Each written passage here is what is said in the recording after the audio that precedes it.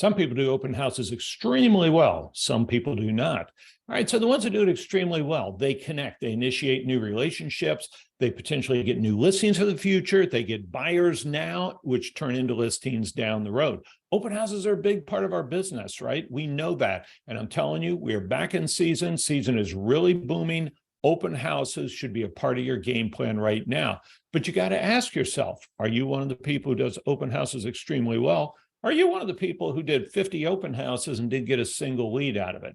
If you're one of the people who did 50 open houses and never got a single lead out of it, you've got to ask yourself, is this something that you could improve and make it work? So why doesn't it work? Is it because of a personality, the way that you approach it, your interaction skills? Or is it that you're not doing the little details right? Maybe it's a combination of both. So if you've generated some interest in open houses in the past, you owe it to yourself to try and make some improvements in your game plan and see if it can't become a big producer for you, because I am here to tell you, we have got several folks who open houses produce customers for them on a regular basis. And you should be part of that. If you get any traction at all, try and improve. If you literally get no traction at all, you hate open houses, it's never done anything for you, then maybe you just say, put that baby on the shelf. That is not my strength. Let's go focus on something else that is my strength. But for the guy or gal that it does work, let's look at why it works with them and what they could do to make it even a little bit better. So open houses aren't sexy. I realize that. It's not the shiny new tool, the silver bullet. It isn't the thing that everybody's looking for, but it works. It's tried and true. It's old school, and it really works if you execute the little details efficiently. That's really the key, because too many people are running out to that open house 10 minutes before it starts. They grab, oh God, I got to print a few flyers. I got to get out there. They're throwing a sign in the yard. They're opening up the door. There's already 2 cars here. And you wonder why the open house doesn't produce.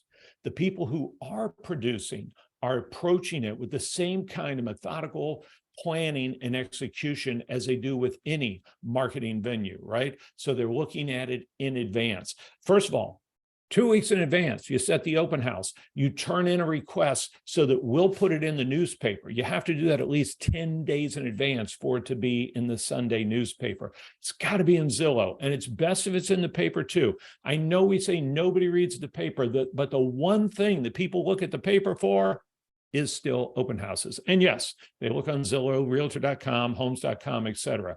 But turn it in, plan on it 2 weeks in advance. Then become the knowledge expert. You may already be an expert in that neighborhood, but take it a level deeper.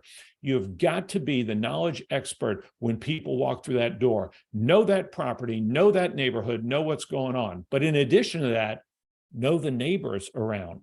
Look up who the neighbors are, how long they've been in their house. Think about whether or not these are people that when you run into them and they say their name, you want that baby to click. And you know Johnny is 2 houses down, and you're going to focus on them instead of Billy that pulled up in the beater car over here. In addition to that, maybe you want to go knock on some doors ahead of time. We've got several agents that do that. 2 or 3 days before the open house, they go and they knock on the door for numerous neighbors in the area, and they invite them to come to the open house. This is a huge win-win, not only because the neighbor might come to the open house, but because it shows that neighbor that you are working this listing. You're not just throwing in the MLS and waiting for things to happen. It is an opportunity to make a connection that could turn into somebody getting on your regular flow, your connection. That's what you want, right? You want to pick up these neighbors, convince them that, hey, well, I can send you information similar to this. I know you're not selling your house, but I can send you information about the neighborhood. Get them on a drip campaign. Get them in your constant flow path, right? So promote it on social. You should be promoting on Instagram, Facebook, whatever you do well in advance, and also on the day of. These are the kind of little things that make a huge difference. Better yet, 2 weeks in advance, you start planning this, look at the other homes that are for sale in the neighborhood, approach the other realtors, and make a group open house. It brings more people in when there's 4 or 5 houses open in a neighborhood than when there's 1 house open in a neighborhood. If they're all Premier Sotheby's realtors, that's fantastic. But if not, it's better to have a group of houses open than it is to just have 1 house open. So back to the original point. Some people do open houses extremely well.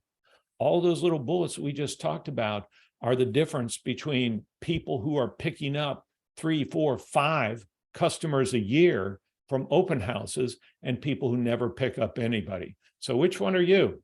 It's the little things that are huge. Have a fantastic day.